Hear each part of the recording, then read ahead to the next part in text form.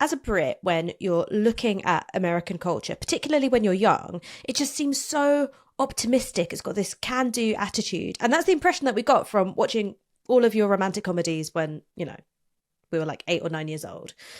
And then something really happened around the War on Terror where that sunny optimism became, to my eyes, quite insular, paranoid, thin skinned. So, as a genuine full time Yank, from your vantage point, how did your sense of what it meant to be American change during the War on Terror? Yeah, I think my story is pretty commonplace with a lot of young Americans that were radicalized through 9/11 and subsequently the Iraq War. I was a senior in high school when 9/11 happened. I was just completely vapid in my own bubble. I grew up kind of in this staunch Democratic Party family who the new Democrats. So we were like, just followed in line with the Clintonites, not really understanding why we supported the death penalty or we were, harsh on immigration, but that's just what we were told, the Democratic Party stood for at the time. So, I was living in the suburbs, this kind of white flight, 20 minutes away from the Bay Area in Oakland, California, or in Pleasanton, but 20 minutes away from Oakland. Um, and I was just completely shrouded in my own just ignorance, essentially. I mean, I didn't even know really what Palestine was. I mean, it just really goes to show you how much of a failure our education system is. But when 9/11 happened, it just shook all of our worlds. I mean, I went into college and I started just vociferously reading. I remember I read Blowback from Chalmers Johnson, and I was just like taken aback at how insane the presence of our US military was around the world. I remember when the Iraq War happened, when Operation Iraqi Freedom, the bombing of Baghdad, I was sitting in the lunch hall, like at San Diego State, which San Diego has like the largest concentration of military bases in the entire country. So I was just surrounded by like, you know, armored servicemen, like fucking in uniform, and they were just cheering as if it was a video game. And I mean, something inside me just was, I mean, my stomach was just sick. I remember calling my mom. I was like, "Did Saddam do something?" I was like, "What the hell happened? We just switched from 9/11 to Iraq, and it just made no sense to me." But, even though I felt like I was really like alone, and it really took me a long time to find my crew and to galvanize anti-war activism in that city, I felt like, looking back on it, I mean, it was a time of just tumultuous uprooting of that kind of American ignorance for millions of young people at the time that just kind of got shook to their core. That, really looking at 9/11, how did something like this happen? What were we doing around the world to cause something like this? And then also, why the hell did we go off on this murderous rampage as a result? What were the kinds of media sources that you were engaging with, which were able to, kind of feed and nourish this little seed of anti imperialism? At the time I was it, it's crazy. There really were not many alternative media sources online at the time. It was like either conspiracy sites like InfoWars that really took you down like really crazy rabbit holes. But I remember awakening to the fact that the media was complicit, and that was like a huge shock to my system too. Like because at first I just blamed Bush.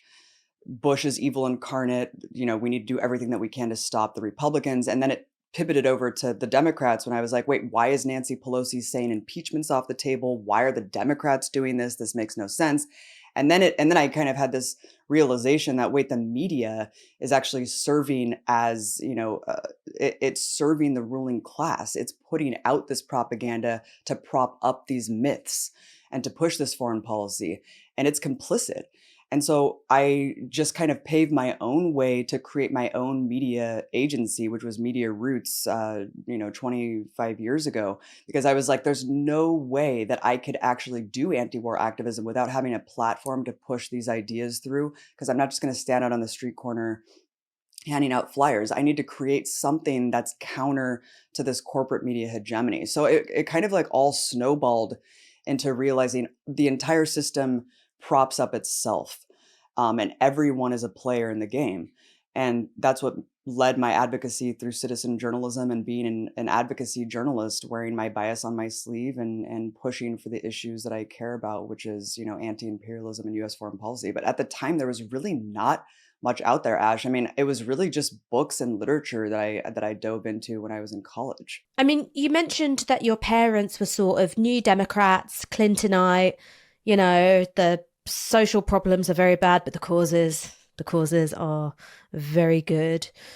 So, when you went on your journey of politicization, did your parents come along with you for any of it, or was there just a divergence at that point? Amazingly, my mom has been with me every step of the way. She is hardcore radical leftist.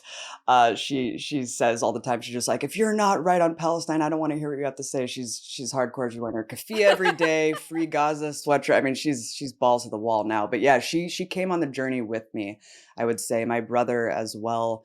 My brother was a little bit more red pilled in the conspiracy land, but he's done incredible work. We have a podcast together now, and my dad is more conservative minded, but he's still like, it's still like very logical. He just kind of sits back and he's like, I still don't understand why we can't talk to other world leaders. Like why he doesn't really understand how absurd, U.S. foreign policy is. So even though he's a little bit more conservative, he still understands just how fundamentally backwards it is that we're the world's empire and we are, the global bully. So he's getting there.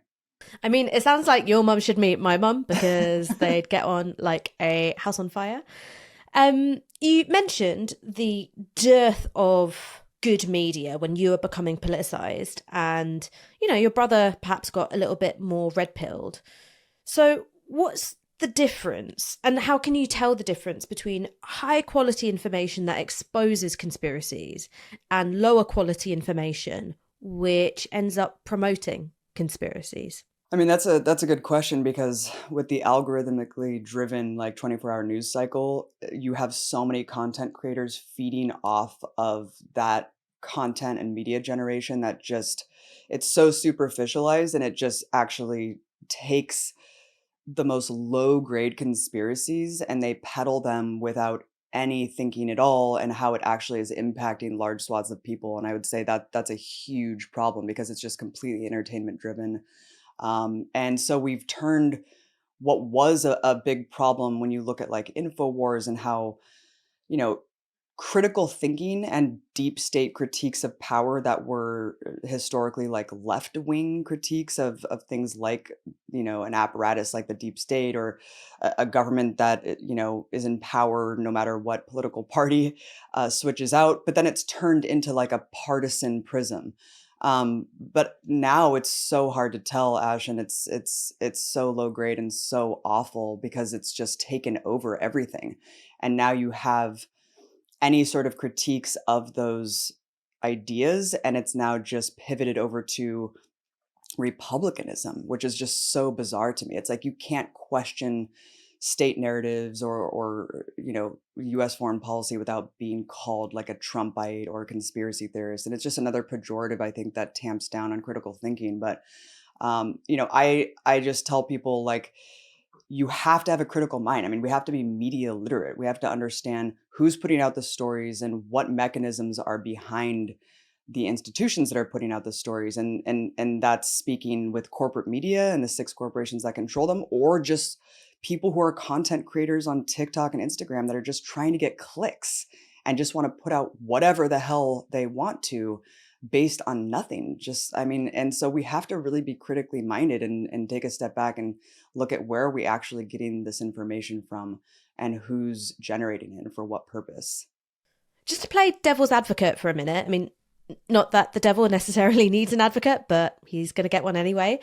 There are people who would say that if you're pursuing advocacy journalism, so if you're a political person as well as being a journalist, that you've got an inherent tendency not to be skeptical enough of your own position because there are certain things that you want to be true because they reflect your political values or your worldview. How would you respond to those critics of advocacy journalism? Well, I think the concept of neutrality has been hammered into the head of media consumers and just journalisms who go through the institutions of J school. And I would say Look, as an advocacy journalist, I'm open about my bias, and especially entering into when I worked for state-funded media. I mean, I circumvent the bias. I'm very clear about what bias I'm entering into. And I think that that's refreshing because everyone has an opinion, Ash, and that includes journalists who enter into corporate media. And the opinions are that they believe in the reigning orthodoxy of capitalism and US empire. Otherwise, you wouldn't be able to get jobs in these institutions. They just couch their opinions into appeal to authority with think tanks and politicians and military institutions that dictate what they can kind of hide their opinions behind. And so I think that that's much more insidious. But I welcome dissenting views. I love sitting down and talking to people who vote for Trump. I mean, I feel like I can relate to anyone on a human level. I can see where these narratives are coming from, but I just am open about where I'm coming from because I want people to understand, and I want to be super clear about where I'm coming from instead of hiding it and trying to pretend like I'm, this moral authority figure where I'm, we have to tell both sides of every story. And even if that means, citing the Israeli military or the Palestinians who are being slaughtered by them. I mean, it's just so convoluting, unnecessarily so, when not every story has to have both equal sides. That's just not the way history and reality work. I mean, would you say that there are certain opinions which, for reasons of political convenience, are simply unsayable in American media? 100%. Look at the way American media works. I mean, just the fact that the system exists to prop up itself. So when you have people like me, who, I mean, are critics of capitalism, very harsh critics of US imperialism, I mean, you don't exist and you can't survive in these institutions. And so you have to pave your own way.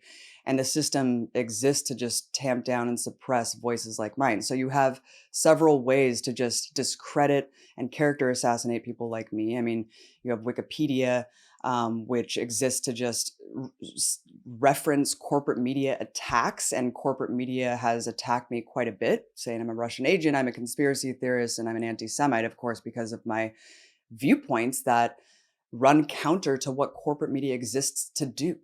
I mean, if you look at the way US empire is propped up and how corporate media acts as an arm of our foreign policy, all of our enemies and allies, I mean, it's just so by the playbook. I mean, Palestine is a perfect example of how egregious this narrative plays out, where one side is just blanketly painted as the heroic people, and the other side are the villainous terrorists. And so, if you run counter to that, I think it's the most extreme example because I've talked to many of my colleagues in media and they've said this is just simply a third rail issue. You cannot talk about Palestine, you cannot talk about a free Palestine, and you have to toe the line if you want to keep your job. It's sick and it's disgusting. And I mean, for me, it's like I wouldn't be able to do my job if I wasn't able to be honest about what I see. And it's just been so egregiously laid out and laid bare over the last 5 months. I think that people are finally starting to wake up. But I mean, you see people like resigning, you see people protesting from within these news agencies saying the dehumanization of Palestinians is too much for me to handle, even though they are kind of willing agents in these things and they are believers in the system to a certain extent. But it gets to a certain point, Ash, where even those people think it's gone too far. But I would say Palestine is certainly the biggest third rail issue. But a lot of things about US foreign policy are. I mean, if you sympathize with, Cuba or Venezuela, I mean, whatever's at the receiving end of US sanctions, brutality, or warfare, we all see how it plays out. You have to condemn Saddam, right? You have to condemn Gaddafi.